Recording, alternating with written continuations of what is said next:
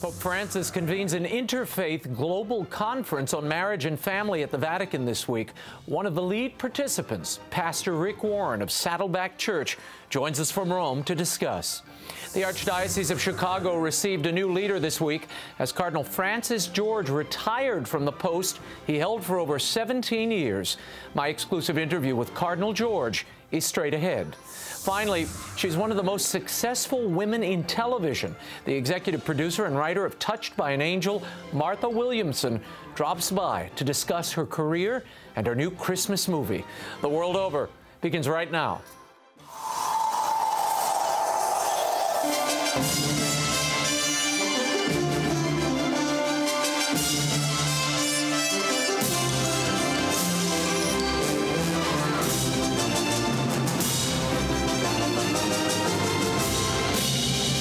Now, from Washington, D.C., Raymond Arroyo. A warm welcome to all of you joining us in the United States and the world over. Pastor Rick Warren, Martha Williamson, and Cardinal George are all straight ahead. If you'd like to comment on tonight's show, send us a tweet. I'm at Raymond Arroyo. Or you can drop us an email at worldover@EWTN.com. We've got lots to cover. Let's get right to it. Here's the brief news from the world over this week.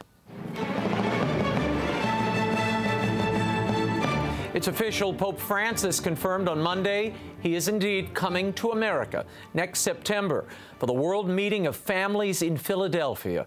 Speaking at a Vatican-hosted conference on marriage and family, the papal announcement was met with applause. Philadelphia Archbishop Charles Chaput was on hand for the big moment. I applauded the loudest because we're very, very grateful for this opportunity. You know, we're doing a lot of planning for the World Meeting of Families. There's great enthusiasm. The Pope will participate in the conference's closing events and will celebrate a Mass on the Benjamin Franklin Parkway.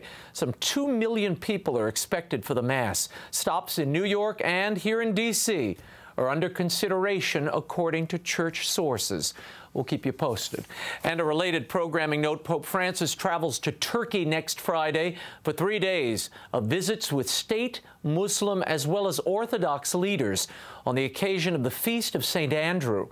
EWTN will have complete coverage of the Pope's apostolic visit to Turkey. Go to EWTN.com for times and details.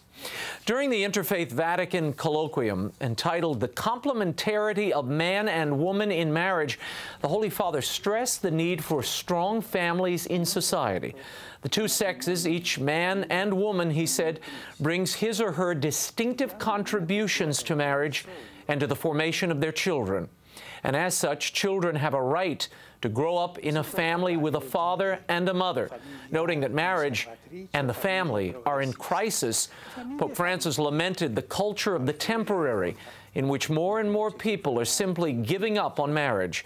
This revolution in manners and morals has often flown the flag of freedom, he said, but in fact it has brought spiritual and material devastation to countless human beings, especially the poorest and most vulnerable. More about the Interfaith Colloquium on marriage with one of its attendees, Pastor Rick Warren, later in the show. And it's been a busy week in Rome for Pope Francis. Speaking to Italian Catholic doctors on Saturday, the Pope reiterated the sacredness of all human life. He lamented abortion, euthanasia, and certain reproductive technologies. The Pope warned against society's dominant false compassion that believes in the promotion of abortion and that it's helpful for women, that euthanasia is an act of dignity, or that producing a child through technology is somehow a right. The Pope defended the Church's teaching on abortion on scientific grounds. Abortion, he said, is a scientific problem because there is human life there, and it is not lawful to take out a human life to solve a problem. End quote. And Cardinal Walter Casper, the leading proponent for admitting divorced and remarried Catholics to Holy Communion, is defending his position, but he says he's not attempting to change church doctrine. Inside the Vatican, editor Robert Moynihan reported that Casper and Cardinal Francesco Coco Palmiero, head of the Pontifical Council for Legislative Texts, discussed the matter during a round table this past week. Both men said, when the Synod reconvenes next year, there won't be any change in church doctrine, only an effort to change the application of the doctrine in specific cases. We'll keep you posted on these evolving explanations. Meanwhile, Pope Emeritus Benedict XVI has waded into the debate on communion for divorced and remarried Catholics, sort of. According to reports, Cardinal Casper has been circulating a Ratzinger quote from a 1972 essay. In it, the future pope opines that if, quote, a second marriage has proven to have taken on a moral and ethical dimension and is lived in the spirit of the faith, then communion after a penitential period seems, quote, to be nothing more than just and completely following the line of church tradition. That's almost spot on for the Casper position.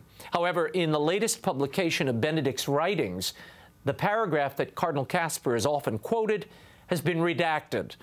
Former Ratzinger pupil, Father Vincent Toomey, told the Irish Times that the omission was likely a significant attempt by the Pope Emeritus to prevent his earlier words, written in a different context, time, and role, from being misused. And Cardinal Raymond Burke is offering a solution to the hot-button issues discussed during the Synod on the Family. Take them off the table. According to the Catholic Herald, Cardinal Burke has urged Pope Francis to remove from the agenda of next year's Synod the consideration of communion for the divorced and remarried, cohabitation, as well as same-sex marriage. Instead, the former head of the Vatican's High Court recommends that the Synod devote itself exclusively to promoting the Church's teaching on marriage. Speaking at a family conference in Limerick, Cardinal Burke further urged the faithful to write to Pope Francis, the Vatican, and Irish officials to make their views known on the matter. In Israel, on Tuesday, 2 Palestinian cousins wielding meat cleavers, knives, and handguns stormed a Jerusalem synagogue, killing 4 rabbis and a policeman, including 3 Americans. The scene was grisly. Police shot and killed the 2 assailants. The synagogue attack was the deadliest in Jerusalem since 2008 and came amid weeks of escalated violence linked to a disputed holy site sacred to Jews and Muslims. Pope Francis called the attacks unacceptable, urging Palestinians and Israelis to end the spiral of hatred and violence. Back here in D.C., in a primetime address, President Obama unveiled a plan to protect millions of undocumented immigrants from deportation via executive order. The reaction on Capitol Hill was immediate. Republicans claim the president is acting like a monarch without the consent of Congress. Democrats contend that President Reagan and both Bushes used executive orders to amend immigration laws. The U.S. Bishops' Conference signaled its support for the president's actions last week. And the Church of England has given final approval for the ordination of women bishops. Back in July, the General Synod of the Church of England approved the measure overwhelmingly. The Church's first women bishop could be selected as soon as next month, with ordinations coming early next year. The landmark decision comes 20 years after the Church of England allowed for women priests. And the issue of female clergy was raised this week in a 60 Minutes interview with Boston Archbishop Cardinal Sean O'Malley. Nora O'Donnell pressed the Cardinal about the exclusion of women from church clergy. Here was the Cardinal's response. If I were founding a church, I'd love to have women priests. But Christ founded it, and what he has given us is something different. On a related question about the Vatican's so-called crackdown on the Leadership Conference of Women Religious, Cardinal O'Malley bluntly called it a disaster. And finally, on Tuesday in Chicago, retiring Cardinal Archbishop Francis George relinquished the bishop staff to Blaise Cupich, formerly of Spokane. In his homily, Archbishop Cupich gave a glimpse of his agenda and vision for the archdiocese. He apologized for past transgressions and called Chicago's faithful to action.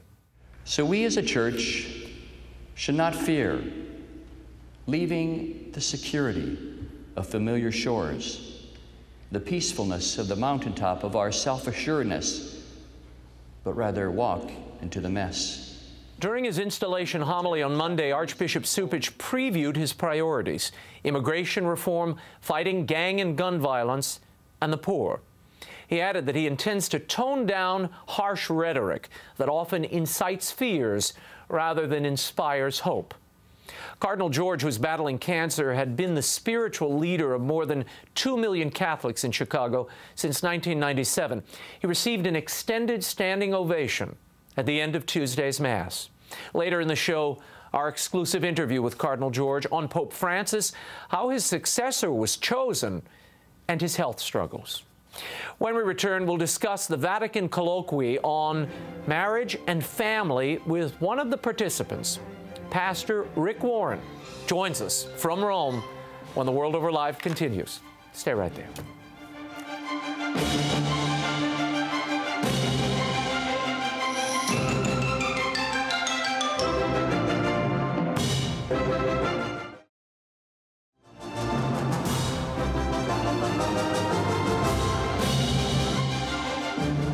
And if you can incorporate them into your services, a marriage doesn't have to be perfect to be healthy.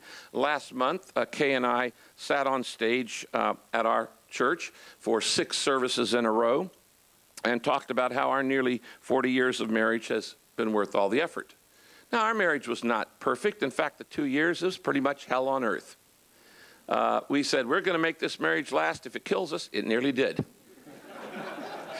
Kay thought she was going crazy, and I ended up in the hospital. We went and got 15 weeks of marriage counseling in the early years of our marriage. It cost me $100 a week, and I was making $400 a month. It's easy to figure out that I put it on my credit card. I've often said I should do a commercial. MasterCard saved my marriage. A saved marriage, priceless. Welcome back to the World Over Live. That was Pastor Rick Warren speaking at an international colloquy on marriage at the Vatican this week. It follows last month's controversial Synod on the Family. This ecumenical gathering of leaders from 23 countries and 14 religions were invited by Pope Francis to discuss the importance of marriage and family, particularly the complementarity of man and woman. The participants, over 30 of them, represent Jews, Muslims, Hindus, Buddhists, and the full range of Christianity. Joining me tonight from Rome is the author of the international bestseller, The Purpose-Driven Life, and pastor of Saddleback Church in Southern California, Pastor Rick Warren. Pastor Rick, thanks for being here. Hey, Raymond, it's good to hear you, and we've had a great 3 days. Now, why did you want to be part of this Vatican meeting, this international colloquy on marriage? Why did you consider it important that you be there and offer a message? Well, when the Pope invites you, you go. We had well, that's a good reason. You know, of course, the Vatican, as you have already talked about, invited about 300 religious leaders from all around the world to come and spend 3 days talking about marriage and family and the importance of the relationships between a man and a woman. And I was one invited to give a major lecture to represent the evangelicals, and it was a great honor to be here. We had a wonderful time. I've met so many cardinals and archbishops. A number of them told me they've read either Purpose-Driven Life or Purpose-Driven Church or both. And actually, a number of them told me they're following me on Twitter or Facebook. Well, you're reaching out to everybody. Now, what do you consider the biggest threat to marriage? What is it in your estimation? Well, I think the biggest threat to the marriage is that people have forgotten the purpose of it. And the Bible says real clearly in Genesis that God created marriage for 6 different reasons. I spent a significant part of my message talking about those 6 reasons. They were mentioned over and over during the week, and then we talked about what are the implications of those reasons, those purposes. You offered participants a list of, and I loved this, what we must do. It was sort of an action plan. Do you worry that so much of what you heard this week at this colloquy, that it remains in the theoretical and the conceptual realm, but it's never acted upon? Yeah. Well, I think, you know, by the time they got to me, I was the 28th speaker. And, you know, a lot of things had been said about marriage, and I thought it wasn't necessary for me to repeat many of those things. They had been said over and over. And so I thought, well, let's talk about, instead of why marriage matters, which is what I had planned on talking about, and change it to what are we supposed to do about it, and what are some action steps that we can take when we want to support marriages, want to encourage marriage, and want to befriend couples who are trying to make their marriages work. One of the first things you suggested was to believe what Jesus taught about marriage, and you had this to say about sex and its purpose. Now, God created sex for not just the procreation of new life, but for the connection of a husband and a woman. And if sex was only physical, then unfaithfulness would not hurt anybody. But it does, because it's far more than just physical. And then, okay, Pastor Rick, you said there's no such thing as safe sex. No condom can prevent a broken heart. What did you mean by that? Well, it's nonsense to say that sex is merely physical. If it were merely physical, no one would get emotionally involved when somebody had cheated on them. Nobody would have their heart broken when a vow or commitment had been broken. It's far more than physical. We know it's emotional. We know it's spiritual. We know it's psychological. We know it's relational. Sex is the fullest expression of who we are as a man or a woman. It's not simply a physical act. Mm-hmm. You recommended celebrating marriages in churches and in the pop culture, but how do you do that? Yes. How do people do that? Yeah. Well, one of the reasons why I believe we have to celebrate marriage is because I think it's the best defense of marriage. People respond more to example than they do to exhortation. And I am saying we need to be a proponent of what's right and not simply an opponent of what's wrong. We need to promote the positive alternative. And when you hold up marriages that are attractive, that are joyful, that are committed, that are fulfilling, there is a sense in which people go, I want that. You know, it's interesting, Ray, that in our culture, which has demeaned and degraded and you know, resented and rejected and redefined marriage, that even in that culture, that when you see somebody who's been married 50 years or 60 years or 70 years, there's something sweet and something beautiful about a love that lasts a lifetime, and we're wired for that, and instinctively on the inside people go, I want that. And we have in all of our churches great stories of marriage, but we don't ever hear those testimonies. And so one of the things I encourage is that let's have more testimonies of marriages, and a marriage doesn't have to be perfect for it to be great. Next year, my wife and I will celebrate our 40th anniversary together. And it hasn't always been great, but it is a healthy marriage. Yeah, no, I loved your message, and I think it was very different from many of the other presentations.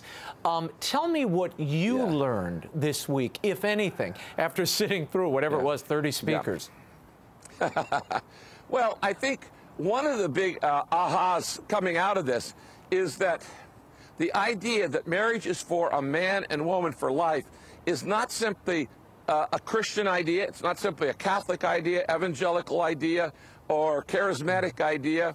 That there are Hindus, and there are Buddhists, and there are Muslims, and there are Jews, and there are many, many, many other people. The vast majority, billions and billions and billions of people, believe this definition. What we have today is a minority view getting majority media attention. The Pope said something, Pastor Rick, and we're talking to Pastor Rick Warren, who is joining us from Rome. He said every child deserves a mother and a father. What would you say to those in single-parent households or those who aren't in a household with a mother and a father? Yeah. Well, we still, just because not everything is ideal doesn't mean you deny the truth. One of the big arguments often today against marriage is anecdotal. And they say, well, what about this and what about that? Well, of course, we live in a broken world. Nothing works perfect. But that doesn't mean there isn't a perfect ideal. And really what we need to do is base our view of marriage not on our experience, not on an anecdote, but on what God says. And in Genesis, where he says, it is not good that man should be alone. In other words, God hates loneliness. And he says, I will make him a companion, and husband and wife, a man and woman, shall leave their mother and father, cleave to each other. They will become one flesh. And what God has joined together, let no man put asunder. Let no man separate. And in that passage, it says that gender is God's idea, that marriage is God's idea, that sex is God's idea, and that marriage is meant to be between a man and a woman, and it is meant to last a lifetime. Now, does that happen in every situation? Of course not. But it doesn't mean that that's not what God has said, and it doesn't mean that's what we should not aspire to. And so we need to support marriages and promote them and encourage them. And we talked in this conference about many of the ways to support marriage in very practical ways. You also had that great line in your talk, and I'm going to post it on my Facebook page and Twitter page. You had that line about if you want to be relevant, you have to be eternal. And that seems to be certainly a hallmark of so much of your career, so many of your messages. And it seems to me your message here at this particular conference was that signs and lived witness and practice matters as much as doctrine, because it's really the expression of that doctrine, no?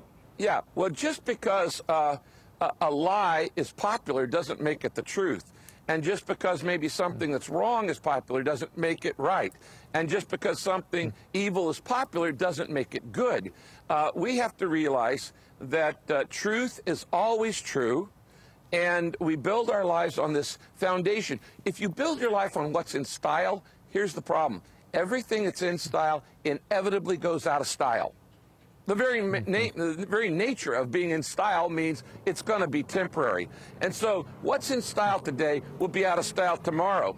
And the church, which of course has existed for 2,000 years, has survived every crumbling culture, every fad, every thing that came along is relevant. The only way to be relevant is simply to be eternal, to build it on truth, because truth never changes. Have you had an audience with Pope Francis and/or Pope Benedict? I know he had an enormous impact on your work. You know what? I'm hoping, while I'm still here, to get to see Pope Benedict. I did get to meet Pope Francis. And you know what? My evaluation of Pope Francis is this. The humility and compassion that you see from afar, up close, you actually feel it. Wow. What is your takeaway from this experience, being part of this international interfaith gathering in Rome? It's the first time I think you've spent this much time in Rome, yes? Yeah, yes it is. Well, I think one of the big takeaways is that people going away thinking there's no need to apologize for what we believe. When a culture says they care about children, then we need to point out that children who grow up with the presence of a mother and father are more successful in life, are healthier, are stronger, are less likely to be involved in crime, are less likely to go to prison, and are less likely to be involved in drug abuse, are less likely to live in poverty the rest of their life. So if we really want to support children, we need to support two-parent families, a husband and a wife, a mom and a dad. And if a culture says we really champion women, then we need to just be honest, admit that women who marry live longer. Women who marry are less likely to be involved in violent crime or violence. Women who live longer have higher net worth than women who don't marry. Women who marry than those who don't marry. And so many other factors. I could go on and on. What about men? We know that, for instance, married men live longer, they have fewer illnesses, they have more net worth, they make more money than single men who have the same job experience and same educational background. These are statistically provable statements, and yet we act like because the argument has gotten so emotional, we're denying the facts of the value and the benefit of marriage. Very good. Pastor Rick Warren, I hope you're going to eat some pasta there for me while you remain in Rome. I've had it every day. All righty. Well, have an extra for me. Thank you so much for being here. We'll check in with you when you return. All right, Ray. God bless you. We leave you now with a little bit of Rick Warren's address. This is the end of his address to this gathering on family and marriage. And then when we return, he's led the Archdiocese of Chicago since 1997 until this week when he officially retired. My exclusive interview with Cardinal Francis George is straight ahead. The World Over returns in a moment, but watch this. Now, in the end, we have to be merciful to the fallen. We have to show grace to the struggling. We have to be patient to the doubting. But when God's word is clear, we must not, we cannot back up, back down, back off, backslide, or just give in. The church must never be captivated by culture, manipulated by critics, motivated by applause, frustrated by problems, debilitated by distractions, or intimidated by evil. We must keep running the race with our eye on the goal, not on those shouting from the sideline. We must be spirit-led, purpose-driven, and mission-focused so that we cannot be bought, we will not be compromised, and we shall not quit until we finish the race. May God bless you and all who serve our Lord and Savior Jesus Christ.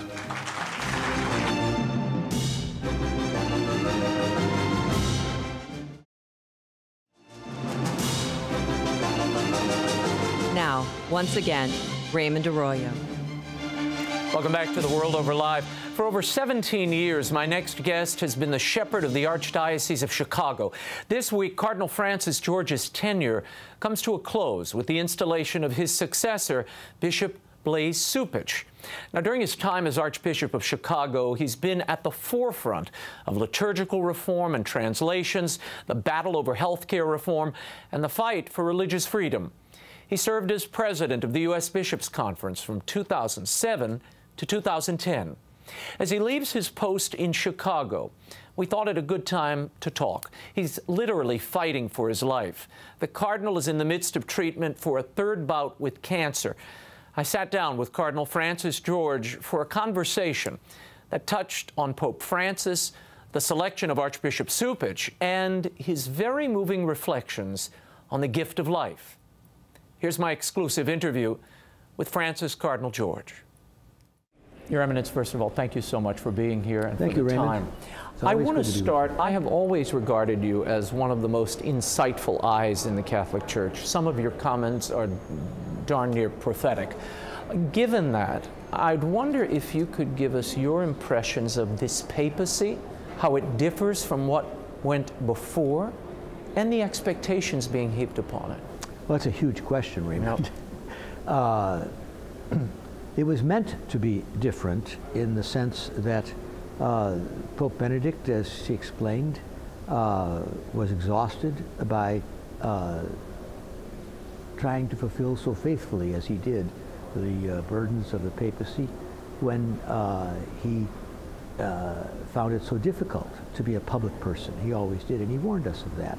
And consequently, many of the governmental aspects had to be looked at. And so we were looking for a change in the sense that we wanted somebody who had experience in governing so that the Roman Curia could be, reformed. The Roman Curia is always being reformed, but nonetheless there were some evident problems. And so that was an expectation that is being met. I mean, when you look at what Pope Francis has done in reforming the finances. I used to try to oversee those finances with 14 other cardinals, and it was very difficult because everything was in silos, and you couldn't figure out, the arithmetic was right, but you couldn't figure out what the number stood for. And now they've got it set up so that he has what a lot of bishops have, a finance council with a lot of lay expertise, and he's got it well set up with Cardinal Pell, who's an expert and who will see to it that it gets done.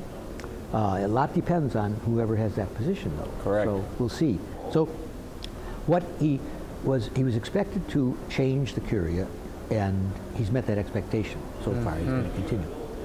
What is different is this populist style of ministry, of going over the heads of the Curia and others in order to reach directly to people, in a way that we weren't accustomed to and didn't expect, because that isn't how he operated in Buenos Aires. Right. Even the people from Argentina say we don't recognize this populist style of going. On the other hand, I suppose it's shrewd, isn't it? If you're going to make some changes that are going to necessarily generate some opposition because people are losing their jobs, Right.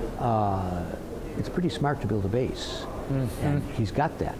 And now what he's going to do with it, I don't know. Right. But he's got it. Tell me about the fallout of this synod and the confusion, in the opinion of many, that it has engendered. Well, I think, as everybody has said here too, it's a little bit because the press presented it that way. I mean, Pope Francis is a bit like a Rorschach test, or can be, isn't he? Everybody reads into him what they want to read into him. And the people, some of them in the media and elsewhere, who want to see the Pope now as someone who's going to change fundamental teachings of the Church, which I don't believe he will do, because he can't do it. Yeah. They will try to create you know, the old scenario of this wonderful reformer, which means conform the Church to modern times, as opposed to the stodgy old people who can't see past whatever's in their clothes closet. And so they've created that story. And that isn't the story exactly. If there was some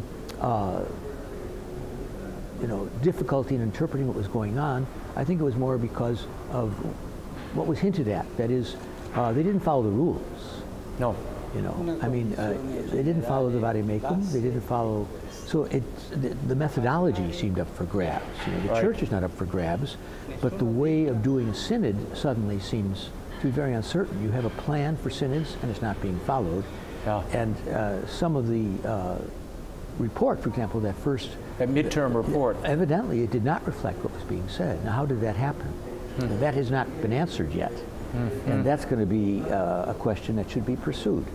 So it isn't that the Church is up for grabs, it's that this synod's method didn't follow the book, and so people didn't know what to expect next. As you know, the Holy Father has been looking at the annulment process, seeking to speed it up. One of the ideas being floated about, I've heard this with my own ears, is getting rid of the appeal process in the middle of the annulment. So you'd have the first hearing, but the second would be done away with, and that responsibility would be left in the hands of the local bishop. Are you comfortable, would you be comfortable having that played at your doorstep? No, I think that's a good way to look at what might happen next, because it would keep it, the appeal process is there, but it would keep it closer to home by people who know the pastoral situation. You know, the people in Rome are very good people, but they know the law, they don't know the context very often. And then it takes a very long time. Sometimes not so long, but very often too long. And so, you know, I think that that's a very good suggestion that we'll have to pursue. And there are a few other things, too, that would expedite the process, so that people wouldn't have to try to keep their lives on hold. You can't ask people to do that now. You used to be able to do that years ago, perhaps, but you certainly can't do it now. No. You were president of this Bishops' Conference for a number of years, for a tenure. When you look at it now, 10 years later, your thoughts on what's happened at this Bishops' Conference? Well, I've seen coming to fruition what we had hoped to see 10 years ago when we began to. There were two reasons to slim down the conference and to make it a more responsive instrument. One was we couldn't afford to keep the huge bureaucracy that we had. But the bigger reason was it wasn't serving the mission as the bishops were defining it. It was in the hands, again, of silos like the Vatican finances. And so what we had to do was start with the mission. Always start with the mission. Start with the purpose. Why are we doing this? Not what are we doing, the ministry, but why. When you do that, we got it down to 4 or 5 mission goals. And then we said, well, what do we need to reach those goals? And then all of a sudden a lot of other stuff, good stuff, but we didn't have to do it, and we didn't want to do it because it'd be very hard to control. And and it was, in fact, it got out of control. So now it's in control. The bishops own the conference. It's their conference. You mentioned a moment ago protocols at the synod being observed. It has been widely reported that the protocol for choosing your successor was out of the ordinary. The normal protocols were not observed. Does that cause you any concern? Well, I don't know that I know that for sure. You know, I'd have to go back to people in the process and ask them. You know, they were part of it, I think. I'm sure they were, because they all had to give reports. It didn't go to the plenary for the Congregation of Bishops because they didn't meet. Right. I think that it was supposed to happen a little later, and they would have had a chance to meet. But because my own health is so uncertain, I think they moved the whole thing up a bit. And so they created a process where the Pope, I think, was perhaps, but I'm not sure, more directly involved in consulting outside of the circles of consultation. But I don't know that for sure. I suspect that's probably true. I don't know whom he consulted. Okay. Your Eminence, final question. This is your third bout with cancer. I wondered how this has changed your perspective on life, on the church, and tell us where your health is personally. Well, I don't know how I am physically because I'm in an experimental medical protocol that could go in several directions, and we'll know once they take scans sometime in December, I believe, which way it's going. If this doesn't work, and it might not be working, then they'll have to come up with some other form of treatment. But each time, the options become fewer. So that does change your perspective. In other words, instead of anticipating, well, we all know we're going to die, but it'll be sometime, you know, a little bit more in the future than it might be now. Your horizon shifts, of course, and you say, well, do I have to do this, or should I attend to that? What's really important? I think the Lord, in His goodness, prepares us to meet Him face to face, you know, by stripping away a lot of accoutrements of life, and desires, even good desires, so that in the end there's one thing necessary, that is the love of God. And you know, I kind of sense that I'm being helped in that way, that the Lord is, you know, preparing me, you know, despite my unworthiness, to meet Him. Because it's when you stop to think about it, you know, what does that mean? To see God, we say. We can't see without eyes. So what are you talking about? It's a true vision. We see, you know, how does the spirit see? Because we're part spirit, and that's the part that survives death until the resurrection. So, you know, there are just all kinds of questions that I can't answer. You can't, I don't think. St. Thomas couldn't, exactly. No. So there's all that to be considered as you try to say, what must I do, you know, to prepare for death. The Middle Ages especially had these volumes, Ars Moriendi, The Art of Dying. St. Alphonsus Liguori did a beautiful, I just read it last week, a beautiful passage, beautiful pamphlet on how to die well, because it's very important. The importance of your life is that it prepares you to live forever with God. And so it's very important that at the end of your life, you can sum it up and hand it over to Him. You know, here it is, Lord, you know, purify me and help me. So maybe that's going on. Cardinal George remains a voting member of the College of Cardinals until he turns 80, so he still has 3 years to go. Our prayers are with the Cardinal as he continues to battle cancer, and special thanks to Colleen Dolan for helping facilitate that interview. When we return, she's produced and written for television for over 25 years and worked on some of the most iconic shows in history, Touched by an Angel being one. Martha Williamson joins us to talk about the importance of storytelling and her new Christmas film, When the World Over, returns in a moment. Stay right there.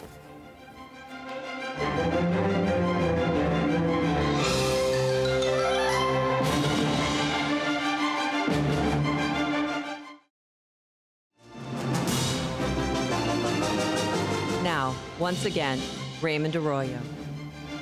Welcome back to The World Over Live. She was the first woman in history to executive produce 2 primetime dramas simultaneously.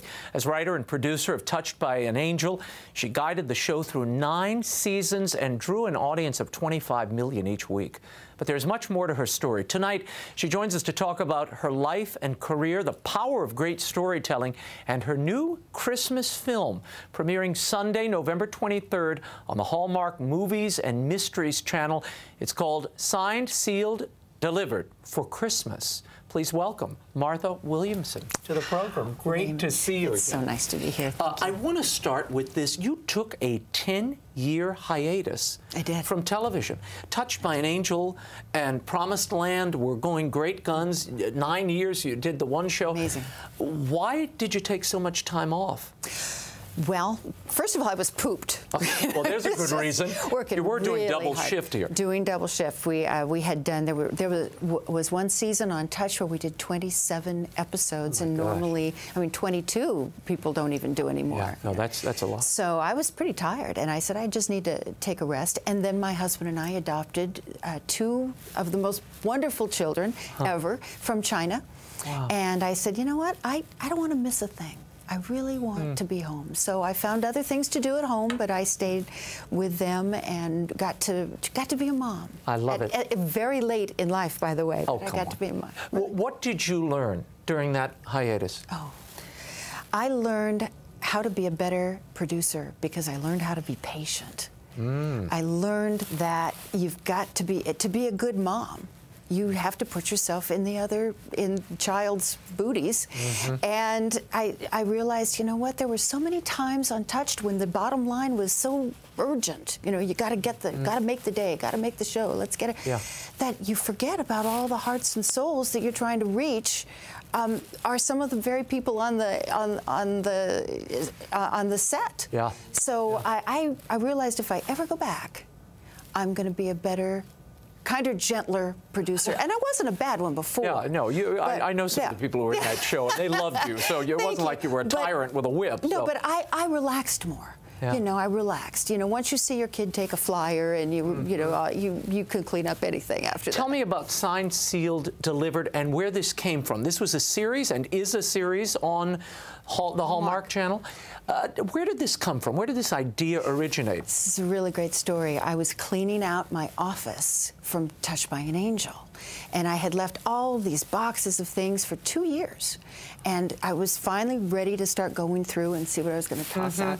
And I found a box of fan letters.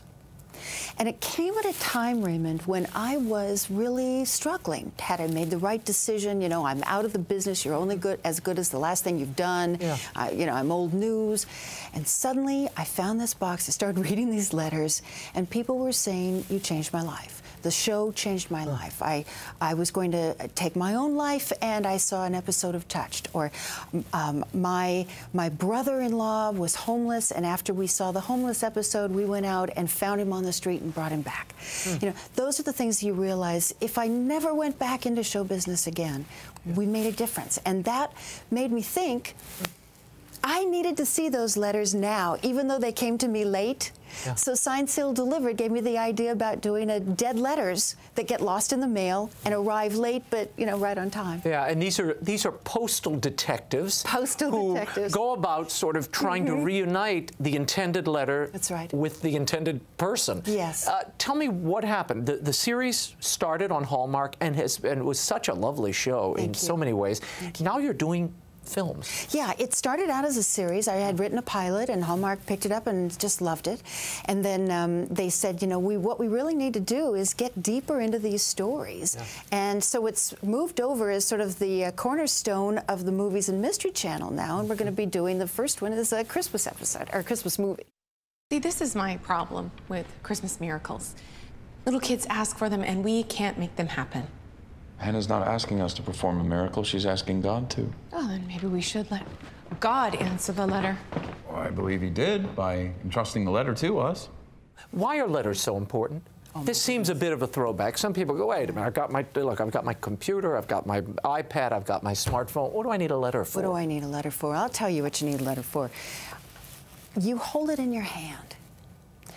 That the person who wrote it took the time to find the right piece of paper and the pen. I have a letter from my dad that he wrote to me, you want to know how old I am, in 1973 when I went to college. Yeah. And he said how proud he was of me. And he typed it on this onion paper, and the little holes that went through the onion paper, right? And he signed it, and it had his own little logo at the top.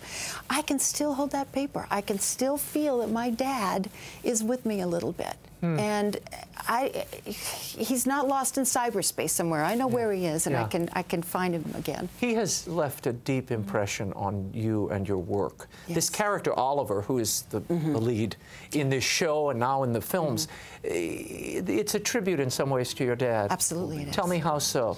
You know, my dad was a gentleman. He was a wonderful man. If he would step aside to let a lady go by or a man go by, it was about love and kindness and consideration, which you forget so much anymore. I was on a bus yesterday, and all the men were sitting and all the women were standing, including a lady who was about 80 years old. And I kept thinking, what has happened? And it's just a joy to be able to have an hour or two on television to remind people what kindness and generosity really looks like. And that was my dad, but he also had struggled. He had been married before and had struggled with that. It broke his heart, and he fought long and hard to save his marriage before he met my mom. Yeah. And it didn't work. And I thought, how does a man of faith, a gentleman, a man who tries to do the right thing at all times, deal with the fact that his marriage is in trouble? And that is a low-level theme of this show, but it is to remind people that just because you believe in God doesn't mean your life is easy. Or it's going to be perfect. It means He'll get you through it. Yeah. He gave you a bit of advice, your father did, about your work and what it should accomplish. Can you share that with us? He said, those to whom much is given, much is required, and that I want you to, I hope that everything you do would always elevate and encourage and lift people up. And it has done that, certainly, throughout your whole career. That's been the joy of it. It hasn't been the kind of a show, neither of the shows. Touched by an Angel was not, always the big Emmy Award winner, but we won in the hearts of the people. Yeah, no, you had a huge audience each week, really unmatched since you've left Sunday night for CBS. I mean, aside, even football doesn't get 25 million viewers. I mean, not to, with apologies to my Drew Brees. Let's talk for a moment about writing for you. I read in an interview you consider it almost a spiritual exercise. You pray before writing? I do. Why? I do. Well, it's an act of creation, and the Creator is, if you invite God into anything, then He's going to make it better than you can ever imagine. I saw on your website, I love your website, by the way, you have a little quotation today, and the quotation today was something about story is light in a world that's so dark. Kate Tuccanello, and my company is called Moonwater, and the name came from the idea that it was reflections of the highest and the brightest in a dark world. And so we had a lot in common about that. There's a common theme here. And that is when I think about what comes next, the next script, and believe me, when you have to do 27 in a year, it's a tough one. And of course, do you do them all at one time? You write them straight through? And of course we had a wonderful staff of writers who worked with me, but it did go through my typewriter, every script, because I had to maintain that biblical basis and make sure that we were consistent. But I would put my hands on the typewriter or computer, and I just close my eyes and say, okay, let's go. And that's when you're running, when you hit that wave and you know how this is going to end, it's like that Chariots of Fire, where he says, I feel His pleasure when I run, and I feel that the Lord and I are working together, and it's a great feeling. Tell me about the Christmas movie, how this differs from the series that so many have already made a part of their lives, and how it expands on that story. What happens here? Well, it's a Christmas movie. Yeah. It's a Christmas movie. And it's not a happy holiday. Christmas, which is nice. Yes. And some people say, oh, all those Christmas movies are always so sappy, and it's about puppies, and people fall in love, and then they have an argument and a misunderstanding, and then they meet on the bridge, and they're all back together. Or under the mistletoe. Under the mistletoe. Curtain. So I decided, I started working in comedy, and I thought, I'm going to make a funny, heartwarming, Bible-based Christmas show that feels like a Christmas show. Yeah. And I never was able to use the name of Jesus, by the way, when I was on CBS, when I was working on Touch. Why not? It was an executive decision? It wasn't an executive decision, but it was, they didn't hire me to write a Christian show. It was amazing what we were able to put on that show. Yeah. Because, I mean, when you hear the title "Touched by an Angel," you think of a secular show. That's right. That's right. So, but this is a show about the birth of Jesus, and yet it's funny, and it uses all of our dead letter detectives, and yes, there is some love and romance in there, but it's like nothing you've seen. I want to give people just a little taste. Here is Signed, Sealed, Delivered for Christmas. It's coming on this Sunday. Give a look. I'm not perfect. But through it all, I have learned how to hold firm in a storm, not by holding on to whatever I can find for as long as I can, but by trusting that the one thing that matters in this world will never let go of me. And Shane, that's what perfect love is. Perfect love casts out all that pain, all that fear, and replaces it with hope. I love that these characters are dealing with loss. They're dealing with things that are real. That's important to say. And this is an important thing that I think yes. a lot of people during the holidays, they are made to feel festive, but many times you're dealing with calamities, deaths, illnesses, your own brokenness, and the holiday isn't quite so rah-rah. No, you're absolutely right. And this is one of the reasons that I wanted to write that show, because there's a line in there that says, you know, we've all lost somebody or something, and somebody else's happy Christmas can make our Christmas so much harder. And we need to, you know, we need to let Christmas do what it was intended to do. I read somewhere that this is intended to prepare our hearts for Christmas. Yeah. In what way? Well, I think we get so caught up. You know, you just get caught up in Christmas. I mean, I'm already making my list and buying my stuff. Christmas cards and all the... And to just for a moment stop and remember what Christmas is really about. And people aren't talking about the fact that we're celebrating the birth of Jesus. And whatever you think about Jesus, this is what Christmas is. And you could do far worse than stop for a moment and find out more about Jesus. Yeah. And I think that you know, it's been such a joy for me to be able to encourage people. I had my own challenges this year. They really weren't mine; they were my husband's. He had a stroke. He had a stroke about 1.5 years ago, and he had a stroke on top of a mountain. I was shooting the pilot for Signed, Sealed, Delivered. I was on the phone with him when it was happening. And I said, hold on, and he lost consciousness. He fell down stairs. Wow. And it was amazing. It was, I got on the internet, and I wrote to everybody I could think of in Colorado and said, John's having a stroke. This is where he is. Can somebody please call 911 and go find him? And I held onto the phone and waited because, you know, you can't call 911 from Canada. So finally I heard this little walking, these footsteps, and somebody came up and picked up the phone and said, hello, you know, I got your email. I'm right here with him. You know, we've got somebody coming. And he has, I mean, it's a miracle. It's an absolute miracle. And he's okay. He is doing very well. He is recovering remarkably well, and he's not given up, and he credits his faith for that. You know, in doing some of my research before we go here, I was surprised to learn that you had written for Facts of Life, a show I grew up with, that you had written for the Carol Burnett Show and worked with Carol Burnett on some projects along the way.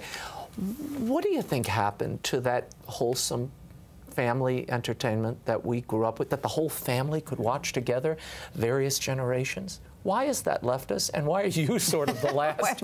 why are you the last out of the gate? Yeah, why are you the last holder of this reservoir of these shows? I think it's because I'm an older woman with young kids, and I'm still determined. I made a promise that I would never put on a show that I couldn't show my children. And I've stuck to that, and I will never regret it. I'm very proud of it. Well, and they're watchable shows. This isn't kind of... It's fun, you know. Boring or didactic. I mean, they're relatable characters. There's real drama and tension, and I cannot wake up in the morning. I can't look in the mirror and say, how shall I kill a vampire today? I can't do it. You know, I still want to bring some light into a home. Yeah, leave that to Anne Rice. There you go. Martha Williamson, thank you so much for being here. Thank you so much. We'll see you again soon. Signed, Sealed, Delivered for Christmas premieres this Sunday, November 23rd at 9 p.m. Eastern on the Hallmark Movies and Mystery Channel. Check your local listings. You can follow all Martha Williamson's projects by visiting marthawilliamson.com. Until next week, the show continues on Facebook and Twitter. Like me on Facebook, follow me on Twitter. Sounds so needy. Let me know what you thought of tonight's show. Also, sign up for my free e-blast. It's at RaymondArroyo.com. I'll send you some great links and some big news before I announce it on air. In the meantime, we'll be scouting the world for all that is seen and unseen. On behalf of the staff and crew of EWTN News, thanks for watching. I'm Raymond Arroyo from Washington, D.C. We'll see you next time. Bye now.